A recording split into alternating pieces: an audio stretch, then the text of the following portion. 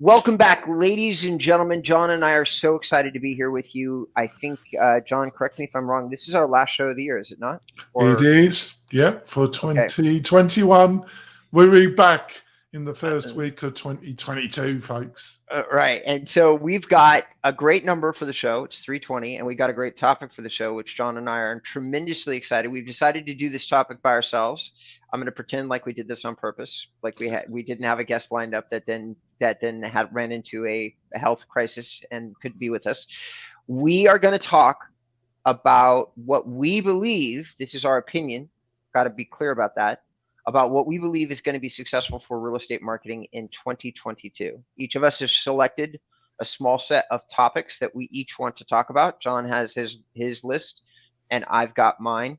And we're also going to talk about some far-flung ideas that may not be relevant yet, but we really do believe that they might be relevant at some point. We're not guaranteeing that they're 2022, but we're saying we think you need to keep this stuff on your radar. So for those technologists amongst our audience, from those people that just enjoy geekery of all kinds, this is the episode for you. Before we get into it, I want to, as always, have my brilliant, the founder of the Mail Right Show, the guy that made this all happen. I want him to introduce himself to you so you can get to know him a little bit. I just love being Robert being the co-host. He says it's the only time I hear good things said about me. So I've survived 2021 with you, audience. That's a top thing because all the guest staff died on us. I'm the founder and the co-founder of Mail Right, and we provide great WordPress-based websites for real estate agents and a lot of other great marketing tools all in one package. Back over to you, Robert.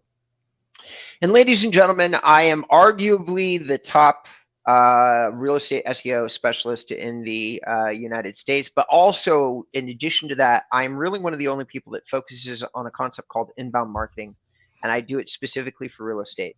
It is really based on the law of storytelling and attraction and making information that's so valuable that your audience wants to reach out to you proactively without you really having to mess around with all these forms and things that happen over and over, like this push marketing versus pull marketing. So I don't oftentimes talk about it much because why? Because I'm an inbound marketer. And those of you who are truly interested in what I have to say have probably already come to my website and researched me. And I haven't pulled out very many clients out of this podcast, but the ones that I have pulled out have been absolutely incredible. So, including one of the top 100 realtors in 2021, one of the top 100 I got off this podcast, and they're going to be listed in Real Trends and everywhere else. So I can't wait for that to happen. Anyway, ladies and gentlemen, what we want to talk to you today about is how to get you into the top 100. And what are some of the things that we think are going to drive that, or could potentially drive that, in terms of digital strategies. So John is gonna tee us up because he has a great list that he pre-prepared for the show. For any of you who've caught us on social media, you've already seen it. Go ahead, John. Why don't you go ahead and start to go into? Well, actually, you know what? I've got a good starting point. Yeah, go for it. Well, I think after I've done the list, I was thinking about all the guests, and when we come back in the new year, we'll be talking about our most popular guests and the most popular ideas that we covered in 2021. But I think the key thing to understand for success in 2022 is using technology to keep yourself in front of your target audience, but allowing technology to give you the bandwidth so you can do those personal touches, do that personal video using BombBomb, identifying somebody that's got real interest in the next couple of weeks and really being able to focus your personal attention on those prospects that might become real paying clients. And I think using technology so you can keep contact, keep your sphere of influence, keep close to them, but give you also that bandwidth so you can do these personal outreaches. Those that can do that the most effectively are going to be the big winners next year and the year after. What do you think about that, Robert? So for those of you listening to the show, I strongly recommend, I couldn't agree more. We have had a rock star of a client. I've started to call him the Zig Ziglar of real estate for the new millennium. His name is Jimmy Burgess. On episode number 314 of the Mail Right podcast, he actually gave specifics about how he's utilized this strategy, including, and we did a deep dive, didn't we, John, where we went in and we talked about how he's managing this data, where he gets it from. We got real specific in that episode, right? Yeah, we did. So go review, shameless plug for the show, but it was a great episode. It speaks directly to what John's saying. Go into that episode number 314 and definitely write down a step-by-step action plan about how you're going to reach out to your sphere, who your sphere is, who you want to be contacting, and then if you have the ability, use this strategy. It could very well kick off your new year with 20 or 30% bump in productivity, even though it's a tough market with low inventory, all the things that we know exist, because the strategy actually is focused on getting existing homeowners to list their home with you. So inventory is irrelevant to this particular strategy. It is a strategy meant for this exact marketplace, which exactly means highly relevant to all of you listening to the show. And I think the other thing, which I don't know if you're hearing this on other podcasts, but I haven't heard it that much myself. So maybe you can give us some feedback, audience, about if you've heard this somewhere else. Is that I think it's not really spelled out that technology is not there to remove the personal side of real estate, which is the most important bit. It's the reason why you can still, in 2021 and the next few years, still make a really good living as a real estate agent, because that person-to-person relationship is still so important in this industry. And a lot of people in our area, for understandable reasons, don't really spell out that some have a different message, like they want to remove the personal element from the whole industry. They just want a person to buy a house or sell a house to them online. And I'm sure there will be a small percentage that will want to do that. But I believe that for the foreseeable future, people still want an advisor, a representative, somebody to hold their hand around the purchase or sell of their largest asset that they will hold in the whole of their life. And I don't think there's too much emphasis that the technology will automate all that. What the technology, in my belief, Robert, is about enabling an agent to have the bandwidth to be more personal in their engagement of people that are ready to either sell or buy a home. What do you think of that, Robert? I think I agree with you somewhat. I think that I'm going to add a little bit of my opinion to this. So what I believe is that, yes, I think the technology is actually changing, and that real estate agents who are not keeping up with technology are going to be increasingly closed out of the sales cycle. And what I mean by that is they're not going to get as many leads, they're not going to get as many closes. And what do I mean by that? Like, let's get specific, because that's a very high level general statement. Well, Inman Connect this year, for the first time ever, there was a huge amount of conversation surrounding not technology. So in all the years when you go to these like real estate only conventions, which many of our listeners have, you're hearing about what the newest, latest, greatest marketing thing is and blah, blah, blah.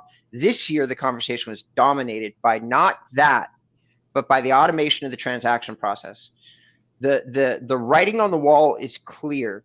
Regardless of how you sell a home, the process after you've sold it, it needs to be seamless. There's no longer an age in which 500 pages of paper should be handed from one person to another, ever. Not in the US, no.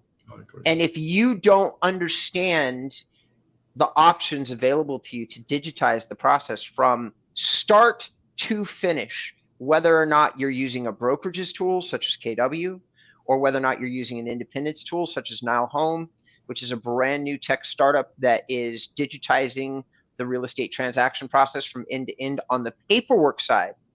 So it's a middleware tool where an independent agent or brokerage could use it to automate the entire process. Now, why is that important? Why, listeners, why is that important? Because it allows you to compete with the iHomes and those people. You know what those big, huge digital providers are doing that you should be worried about is they're digitizing the entire real estate process. And that's what you're competing against. Now, they're still getting market adoption, which means they're buying homes for too much and selling them for too little. So you don't have much to worry about over your individual services because you're still going to get better deals for your clients. Where you're losing is in the conversation that relates to convenience. And some people are willing to give up 10 or 15% of the value of their home for convenience. I know it doesn't make sense, but it's true. No, that's what right? It does makes total sense. I totally 100% agree with you, Robert. That's rare, isn't it, Robert?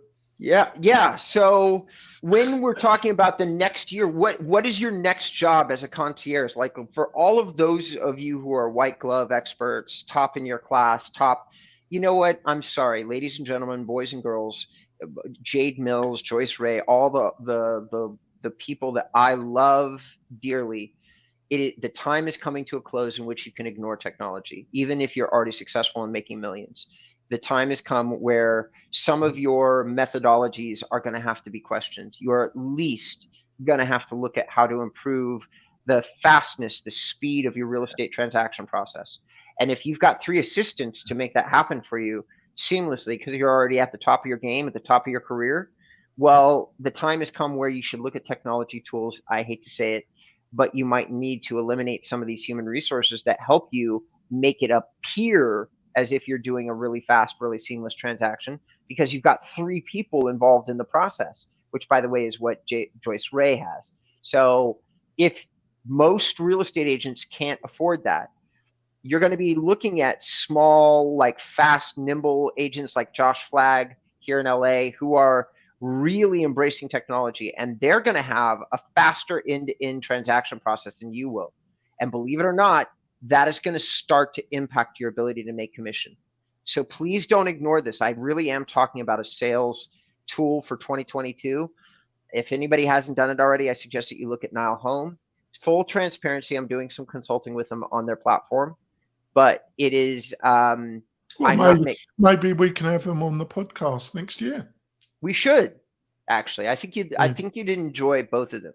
It's Colin and Tim that are the co-founders. I think you'd enjoy them. Yeah, definitely. So to touch one of the key things before we go for our break, because we've got another 4-5 minutes, I think on my list that I sent to you, Robert, I think what is obvious is that video, which has grown over the past 18 months because of various factors. One of them has been the pandemic, COVID-19, but it was also there anyway. I just think it's accelerated, and I just see video dominating effective digital marketing more and more and more. What do you think?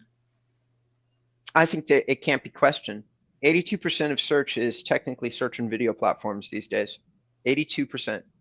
So ladies, boy, again, for those of you listening, these numbers are are inalienable, unarguable. But the one thing about that kind of shades that statistics, because statistics are funky and can kind of be used by anybody in any way that they want if you know what you're doing.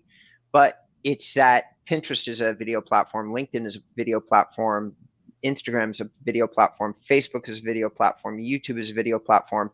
But the content that's being consumed on all of these platforms is mostly video in terms of time. That's how they're looking at it. And the searches that relate, who clicks on what, 82% is a video search, a video result. I believe that that statistic is correct. So 82% of people, when they do a search and they see a piece of video content, that's what they're clicking on. I'm not saying it's universal. I don't know that it is. But if you're looking for the thing in 2022, it's still video. Now, the one thing that John and I haven't really talked about is, okay, where? I say Facebook groups, YouTube, and TikTok and Instagram would be my big four. TikTok is still not, there aren't a ton of people, but it's one of those things that's so bleeding edge. I don't have a specific strategy to be successful. John and I have talked to a TikTok expert. What was it, about six months ago? Right? It was. Time has gone. I can see him, and it was an interesting conversation. Unfortunately, I can't remember his name, but I think he will be one of the guests that we'll be talking about in our first show of 2022. I'll be surprised if he won't be. Perfect. So there's no doubt that platform in my eyes. What do you think, John? I think, well, it's going to be linked to what I want to say about Instagram, because we're going to rectify that mistake, but Mel Wright and my co-founder of Mel Wright, it's something that we're going to change in 2022, but so I want to leave that till part 2, and we need to go to that, Robert. Certainly. Ladies and gentlemen, it's the end of the show. It's the end of the year. John and I have both worked hard. I've shown up. He's done everything. Well, it's not the end of the show. It's the end of part 1. I know. So please do us a favor, wherever you're watching this, whether it be YouTube or you're listening to us on a podcast channel, station, whatever it is, please give us a thumbs up or a like or a comment on that channel, on that stream. A lot of you are going to be listening to this on vacation, and you have the time. I'm looking at you. I can see you through the little microphones that you've got stuck into your ears. Okay, do us a favor, leave the comment someplace so that, if you have some ideas, some questions for John and I, would you like us to cover something in 2022? Please, we're wide open. We'll try to find some guests that will suit whatever your comment is, as long as it fits the podcast brand. All right, that's it. We'll talk to you after the break. We're really looking forward to it. We'll talk a lot more about what's going to be relevant in 2022 for marketing. 3, 2, 1. Welcome back to episode number 320. John and I are talking about what we feel are going to be the real estate marketing trends of 2022. So far, we've covered transaction automation. We've covered video. You covered something else, I think, in the very beginning. Am I right? Yeah, well, using technologies to give you that bandwidth so you can provide that real personal engagement. Okay. So we also, John had prepared a deep list. So John, why don't you hit us with the next thing on the list? Well, I think the next thing, and I'm going to be totally honest with you, you know about this. We discussed it last week a little bit, but I'm going to be totally frank with the audience. Mel Wright has been an ongoing platform that I've built out over the past few years. And we were getting some success, and it was one of my main marketing pillars, messages of the Mel Wright platform, that we use the power of Facebook advertising in. Not totally, but it was our main, what Mel Wright was built around. Because of what happened to Facebook, especially around how Apple and iOS 14 and 15 has made Facebook tracking as a platform a lot more difficult, plus the market conditions where basically literally anybody in many parts of the US, they could literally just select an agent, put their house on the market and get multiple offers.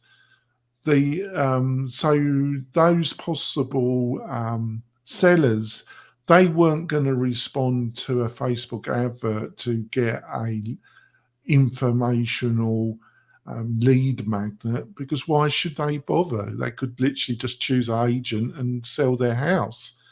So it was very difficult market conditions for Facebook and for Mailrite, because it was the key pillar of Mailrite. So we have had to relook,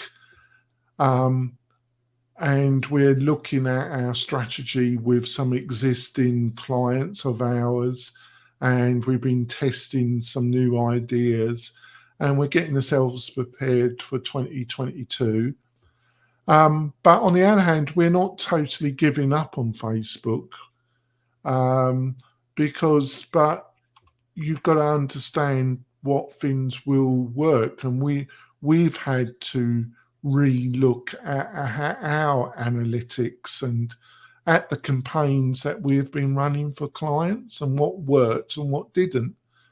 And what seems to still work to some extent is if you use Facebook lead ads. And what that is basically that takes away what Apple is doing through iOS 14 and 15, is that you're keeping the prospect inside of Facebook. So basically, we're using exclusively video adverts now to get the engagement. And when the person responds, to get a lead magnet that's linked to the video advert. And I'm not going to go in, but we're also targeting a very different audience through our adverts than we were. But we keep them inside of Facebook. Basically, when Facebook has a form, you fill it in and it pre-fills it with the email and the contact details that you utilized when you set up your Facebook account. And that is fundamentally what Facebook lead ads are. And it basically, after you click, it will send you the lead magnet automatically. And then we link it to the Mailrite system. That data is then moved into the CRM that we provide. And we found it a much more effective in the testing that we've been doing. We found that a much more effective setup than what we were utilizing last year, where at the beginning we were still getting results, but as 2021 progressed, our traditional Facebook ad that took somebody to a landing page was getting less and less effective. And I just don't think it was affecting Mailrite. I think it was affecting all the major lead generating platforms, from Bold Leads to Real Geek, anybody that was using Facebook. What we were hearing was that they were getting less and less effective. The other thing around Facebook is retargeting is still effective, and the cost of retargeting to your existing Facebook audience is still, in our opinion, effective. And thirdly, using custom audiences in Facebook, but that really relies on having a really strong email list that you've pruned, you've kept relevant, that gets reasonable engagement, and importing that into Facebook and using that as part of a Facebook lead ad campaign. So that, hopefully I've thrown in a lot of meat into that, Robert. Hopefully I haven't lost the audience it's always a balance that I'm getting too specific and not. On the other hand, if we're too vague, it doesn't offer any real insight. How have I done, Robert? You've done good. Here's what I heard you say personally. I'll summarize it. Type of video advertising on Facebook is still yielding results. Traditional Facebook advertising, because of targeting issues that relate to the platform and their lawsuits and their ongoing battles with big tech companies, has gotten a little bit more problematic and affected lead generation. The one thing that I agree with you for a very small handful of those, we're really blessed because our audience falls into two categories. Our audience for this show that I've gotten feedback from falls into either brand new agents or, number two, really, really, really seasoned veterans and COOs and things like that. And those people are staying on the hook for little tidbits of information like this. So let me add my one take to the last bit of what John said, which was retargeting. I don't talk about this much. I don't use it much. I have used it for inbound REM. It's been wildly successful. It yields a lot of traffic at a very low cost. The reason I haven't really leveraged it is I am maxed out on how many new clients I can take. So I don't have incentive to grow my audience past a certain point. However, for clients who are better structured to scale than I am in my business, they an Omni approach where, let's just say, using John's like analogy, where you have 5,000 good email addresses, which you could then load up into a retargeting program. Every time those people are on Facebook, they're going to see your particular advertisement on the side of the screen.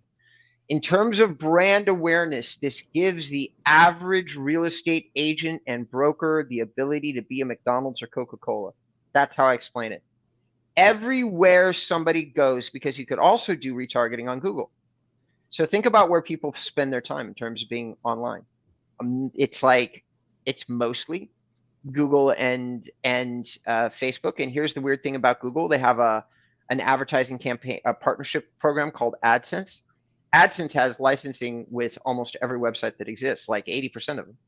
So even though you may not be on like Google, your ad would be on, like, let's say, Revlon. Okay.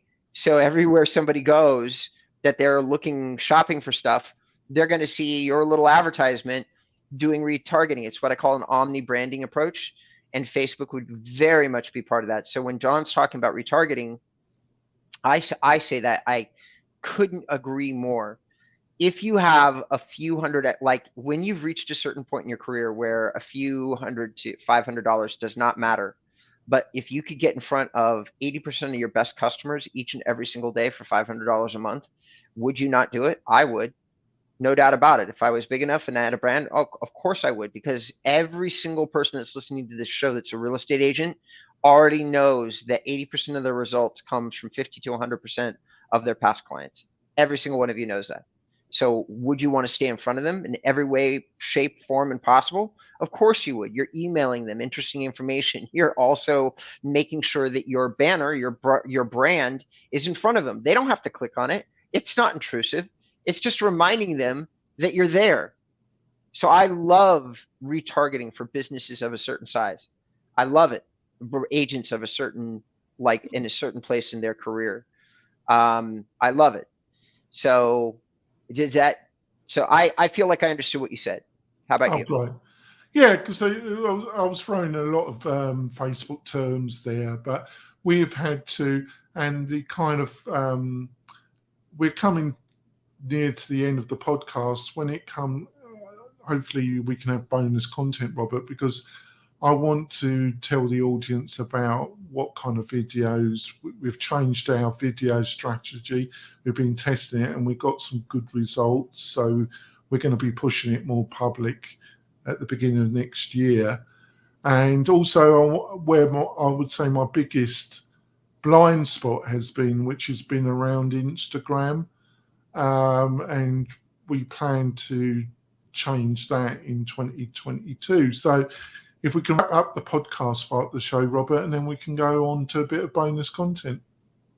Absolutely. So, ladies and gentlemen, thank you so much for tuning in to the primary show. All of you should be listening to this. Most of you, a very small handful of you will have tuned into our YouTube channel to start with. The YouTube channel, for those of you who'd like to consume our content that way, is youtube.com/mail-right YouTube. I do occasionally republish some of the content on Inbound REM. For those of you who are my followers, of which there are many that listen to the podcast at this point, you know that you can find them on the podcast tab of Inbound REM. My team is actually caught up a lot. I'm only a few episodes behind at this point. So wherever you're watching the show, though, do us a favor, leave a comment. If you see it on my website and decide to watch it there, leave a comment on my website. If you see it on YouTube and you decide to watch it there, please leave a comment on the website. Either John will answer the questions on the YouTube channel, I'll answer the questions on my website. But we really appreciate the feedback and the input, wouldn't we, John? I'll certainly do, because it's really important to encourage that kind of feedback. And if you've got anybody that you want us to interview or any subject you want to cover, just email me or email Robert, and we're definitely, we will probably definitely cover that subject if we get feedback from the audience. Yeah. And before we go, I just want to wish you, Robert, a great Christmas, New Year. You've been a great co-host. You've been a blessing coming into my life. I've got closer to you. You're a strange dude, but I've got to know your crazy ways a bit. But I think we've really built a great podcast together, and we've really covered some really great subjects. And I think we've helped the industry and obviously helped ourselves. But I think we're both reasonably giving individuals. We understand we got to give value to receive value. But I just want to say thank you for being my co-host in 2021, and I just want to wish you a great Christmas and New Year, Robert. Thank you. And John, it's been an honor and a privilege. You make this thing. I know people think I'm being tongue in cheek, but you do make this thing run, and it's the perfect partnership for me. And I know I'm a strange dude. And believe me, I've heard that so many times. And for those of you listening, I really am. But I do my best to provide some kind of value to the relationships that I maintain. And you've provided a lot of value for me. You've given me a platform to share a lot of thoughts and ideas that I have about the real estate industry. And I wouldn't be here. I wouldn't be on a podcast if it wasn't for you.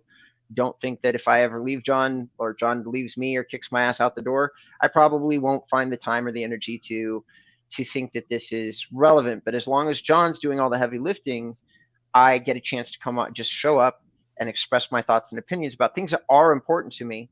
It's just this is just a kind of a different thing.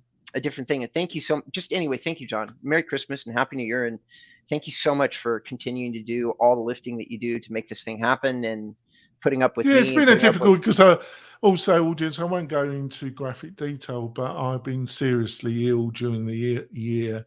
God's blessed me, and I've had a full recovery. That's one of the reasons why I've had to put MailRight on the back burner to some extent, plus market conditions, because I've been facing a major health crisis in my life. As Robert knows, but like I say, God has blessed me. I've had a full recovery, and I'm looking forward to 2022 and moving MailRight forward and providing great value to our audience, Robert. It's beautiful. All right, ladies and gentlemen, when you come back, we're gonna let John talk a little bit about video targeting and dive a little bit deeper into the test marketing that he's done for video. This would fall under the idea of Facebook marketing tips for 2022. For those of you who are trying to, or already have, or thinking of leveraging Facebook, I have no doubt that John is going to provide us some nuggets. I'm going to be here listening as attentively as the rest of you, because Facebook is not the platform that I focus my efforts on. I certainly could, but I have chosen a different avenue for me and my clients. So, which is what makes us such a good team, is that I'll talk about YouTube, and John usually just sits back and lets me do that, and I will sit back and let him talk to you about Facebook. Please join us on the YouTube channel. We'll see you. Oh, John, how would you like people to reach out to you? Just go to the MailRight-right.com MailRight Mailrite website, and that was a mouthful, wasn't it? God, I was tipping there a little bit.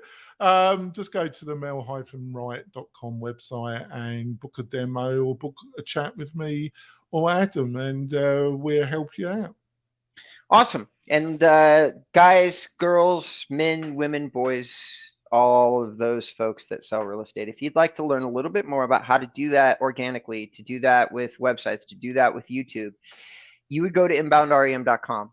For the small handful of you that think that you want to talk to me directly, maybe hire a full service company to do these services for you, Inbound REM is a boutique company, and it's all I ever intended to be. It's going to service a small handful of customers, new clients each month. We take them on very selectively. So if you think you want to talk to me about that, you can find my contact form on my website and reach out to me. Hasta luego. All right, here we go. 3, 2, 1. Welcome back, ladies and gentlemen, to episode number 320. It's the last show of the year. John and I are it's like we're on the sauce or something. We're on one today. But we are talking about some great stuff. We really appreciate you joining us on the video channel. And John is going to lead us through some really, like he's starting to research his video strategies for 2022.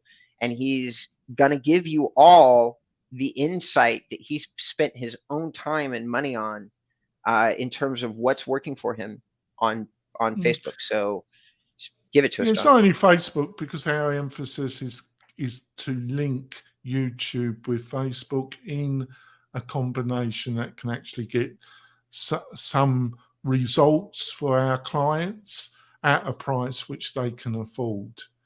Mm-hmm. Robert's clients are normally a little bit further along their careers, and they want a full agency experience with somebody with Robert's experience and knowledge around SEO and his team. So, and Robert really, for the price, is fantastic value. But we're aimed at I wouldn't say the starter agent, really. We're aimed at the agent between their 2nd and 5th year. But let's get to the crux of it. Basically, we were finding the traditional Facebook graphic with a lead magnet, which Bold Leads had huge success with, and some of the other platforms that Mailrite competes with, we were finding that model wasn't working anymore. It just wasn't getting the amount of leads for the amount of money we were spending, and we were getting a few of our clients ending their contracts with us because they were on month to month, or they weren't renewing their yearly contract. And I'm being totally frank here. It wasn't that Mailrite had changed. Adam has been doing a great job. I had some health issues, but Adam was doing excellent. It was a more fundamental problem, and it wasn't totally that Mailrite was dropping the ball. It was around the two things in the podcast I've mentioned, the Apple decision around not allowing Facebook to track data, and that really hit Facebook because the iPhone is used heavily, and it reduced the amount of data that Facebook had to manipulate. And second was just general market conditions. People didn't really have to do much to sell their home in many areas of the US. So they weren't responding to traditional lead magnets that were linked to a Facebook advert to a landing page, Robert. So what can we do? We can't change market conditions. You just got to go with the flow. So what we've been doing is we've been doing a lot of test video adverts that we put on YouTube, and then we repurpose them for Facebook. They're aimed at people looking to move into a city, into a region, into a state. So they are linked to lead magnets that would appeal to people that don't know anything about a particular city, a particular region, or a particular state. And that's what we've been doing our testing with about 3 to 4 agents. And we've been increasingly getting good results on that. And then we've been linking that to that video advert and that lead magnet at that particular audience and using Facebook lead ads. And then we've been retargeting to that audience. And through that combination, we have now confidence that we can market this with some truth in our heart that it does get results.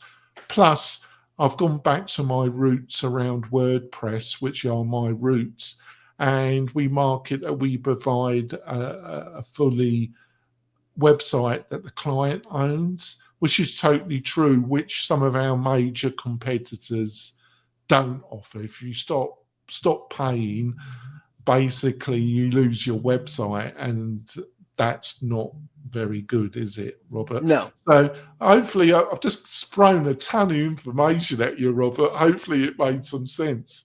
No, it made a ton of sense. I mean, I'm hearing you say that you went back to the drawing board, that you figured out a way leveraging video, and also for those of you who are listening to the show, like one of John and I both have equal philosophies. You find somebody who's an expert. Now, John's been working on WordPress a long time, and he has another podcast about WordPress that is aimed at the learning management systems, but still, for many years, John has been having deep conversations about WordPress and the environments around it. And he has relationships with theme makers and developers and all sorts of things that he's done over the years. So I would consider John to be a very solid WordPress expert.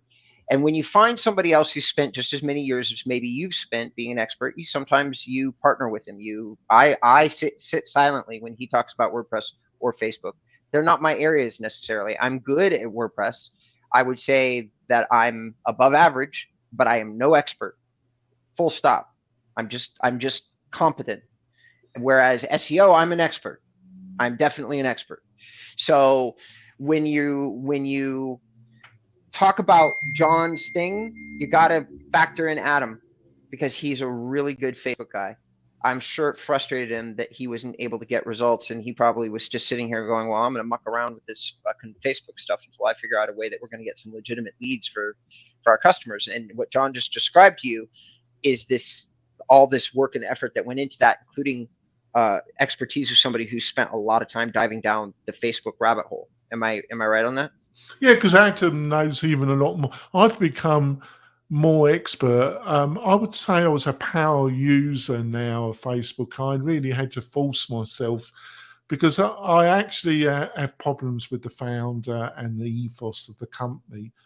It's really anti my WordPress roots, really, Robert, which is free, open source. You understand what I'm saying. Yeah. But on the other hand, it is what it is. Facebook is still a very effective lead generative platform.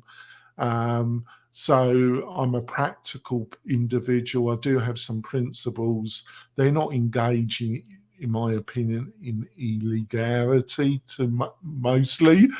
It's just I don't like the founder, and I don't like how he runs his company. It's his business. I know it's a publicly traded company, but he has still total dominance through share ownership, and but I've never liked him, and I've never liked the way that he run Facebook. I'm not going to lie about it, but we have been doing a lot, and I think we're in a strong place. Where I want to move this on is my attitude around Instagram, and where I made the biggest mistake is I'm in front of a computer almost 10 to 12 hours a day.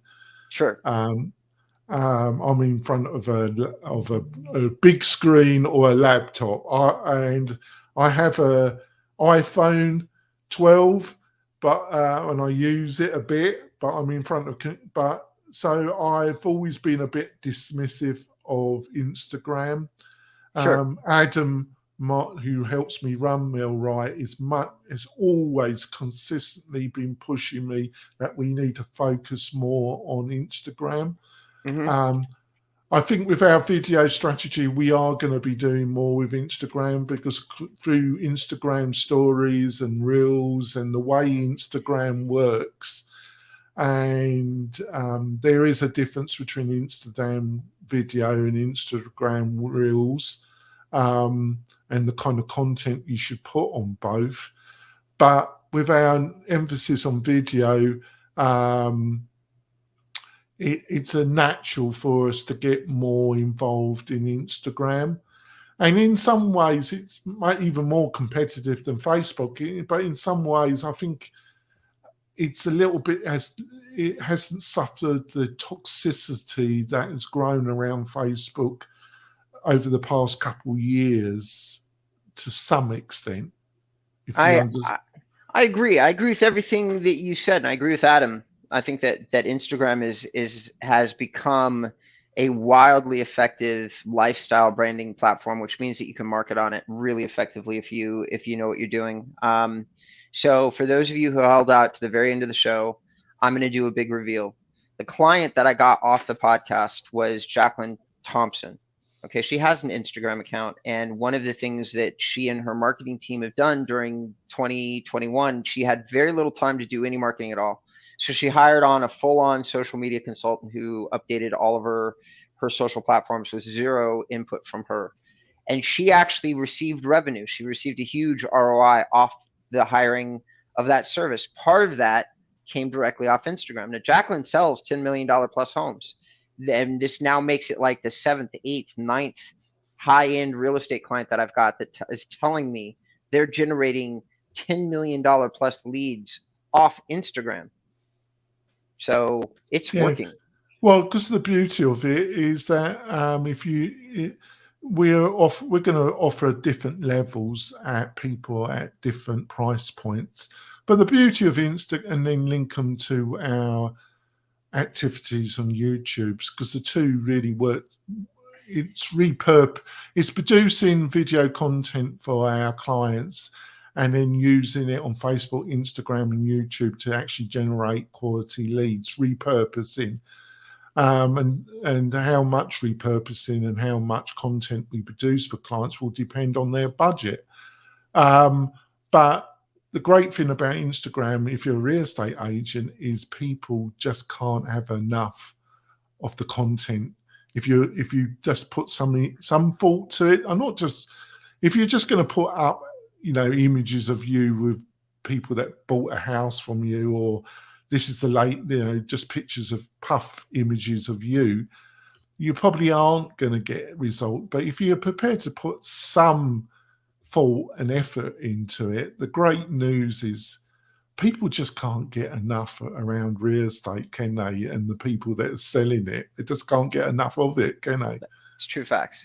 Yeah, they can't. I think that there's a lot of room for us to run in terms of like Instagram, and I think that you guys will take a slightly different approach, but I'm excited about the video, and I think that Instagram is an amazing platform to tell lifestyle stories. Like that's how I really view it. It's like one of those places where you could either emphasize your own lifestyle and have it connected to an area, or emphasize the lifestyle of, like, you could talk like, since it's all videos and images, it's a great place to say this is the image-based story that I'm going to tell. I love that. I love that for you. I love that for our clients. I love that for everybody. I think Instagram is going to become increasingly popular and powerful for real estate. When on my branded luxury sites, of which I have not made that many, but I have a couple, I usually look for realtors that have an Instagram channel that we can cross promote onto that luxury site. Because if there's one thing I'm sure of, is that a great way to develop luxury leads is off Instagram. Yeah, and I think using it to some extent on the lower level, the medium ground, is what interests me. Because, like I say, you're aimed at the more established long term that's looking for a real insight around content marketing and great SEO with all your knowledge and your team's knowledge. Where I initially aimed Millwright at the beginner agent, but the truth is, because of market conditions and learning the market, that those individuals really need to spend their money, and they don't have a lot of money. So we're pitched at the person in their second year that's got some result, in their second to fifth year, between their second and fifth year, where I think you're more pitched at the person on their fifth, 10th, 15th year of their career, that are looking to get some real expert and a result. So I think on the podcast we really work very well, don't we? I do. So do I. Yeah, I think we really do. We each focus on our own little areas, and then we talk to everybody about them. And I think that one of the valuable things for those of you who are still watching the YouTube channel, the reason that you listen to these shows is when you occasionally find guys like John and I who are willing to talk about the nitty-gritty results that we're getting in the day-to-day activity of pursuing these marketing results. That's what you can't get yourself. Like, or you'd have to spend your own money. You have to spend $5,000 or $10,000, whatever the number is. You're going to have to spend that money to get those results. John and I are talking honestly about, I have 300 accounts that I track. He has however many he has, 20 or 30, 40, 50, 100. It's about 20. I'm going to be totally honest, because we've got about 20 accounts. There you go. So, but these are case studies. And that's what all of you should be listening to, is the case studies. When do we talk about case studies? Because we're being honest. And so now you know, from two people with boots on the ground, really deeply involved in these industries, what's going on in the industry itself. Now you have insight that you're not having to pay for. That's why you listen to podcasts like this. And also, Robert's got enormous connections in the industry, and everything I've said about MailRight and that, he's confirmed through his own discussions with other platforms. I think everybody in finding, and there's been a lot of digital lead inflation, but that's been an ongoing problem. But the general conditions which I've outlined, I would hope you would agree that there have been conditions that, through your contacts, have been affecting the whole industry, haven't they? Yeah, no, they have been. And John is correct. I know lots of people that own other marketing companies. It's not just me and John. And we talk shop every time we get together. You know, the founders of Age and Image, the founders of Ylopo, the founders, all these little local companies that we all kind of like got our spurs together, starting companies and doing that stuff. And we talk about our results. You know, Age and Image has, I think, 33,000 live websites. So they're much bigger than a few hundred. And then Ylopo has, I don't know. I really don't know, but I'd guess thousands of clients at this point, thousands upon thousands. So, and you can see them talk about their thoughts on their group, the Ylopo Success Community, which is one of the things I like about Ylopo a lot, is they're pretty honest and pretty open about what their ongoing market research is. And so I wouldn't say 100% transparent, because I've been hearing about a lot of challenges due to the market itself. I don't know that I've seen that reflected in the Ylopo Success Group. I think I've been brutally honest in this podcast and this video, haven't I? You have, and just one of the things I fucking love about you, John, is just that you are as much of a straight shooter as I am. When things are taking a dump, we're both going to say they're taking a dump right now. That's it. That's all you can do.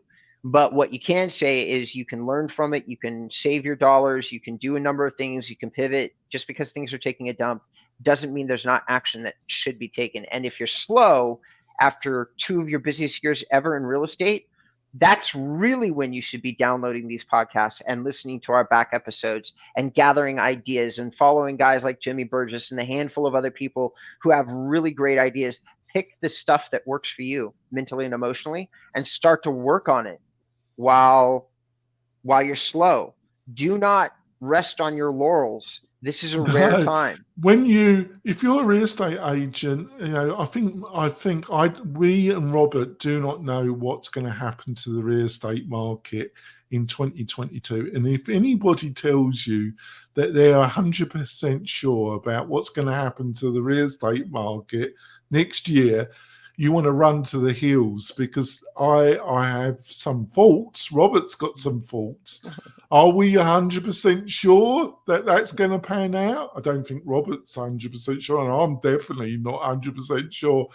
But one thing I might is that one thing that we can be sure, folks, is the market's going to change because it's always changing.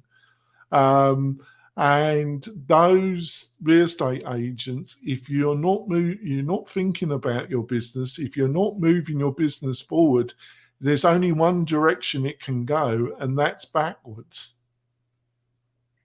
Right. Right. Well, John, I think this is a good point to draw the show to a close. It's been an epic last show of the season. We did a full hour instead of our normal 45 minutes. For all of those of you who are watching, from me to you, and maybe from John as well. But listen, I wish you many blessings and time with your family and whatever's important to you during this season. I hope that is what you receive for yourself. Thank you so much for listening to the show. I'm going to speak for me now. I'm so incredibly grateful for the handful of calls and messages I get about how much people are getting from the show. That's what keeps me personally in it. It's more like the accolades, the comments, the people who call me occasionally or message me, and not to do any business with me, but to say, I've gotten so much out of the podcast and thank you for doing it. You and John are great. And we hope that you keep doing what you're doing. That's why I keep showing up. That's why I keep doing it. It's that I feel like I'm being useful and helpful to the people that are listening. And John, thank you so much for everything that you do to make that possible. That's great. We'll see you in the new year, folks. Bye. Bye.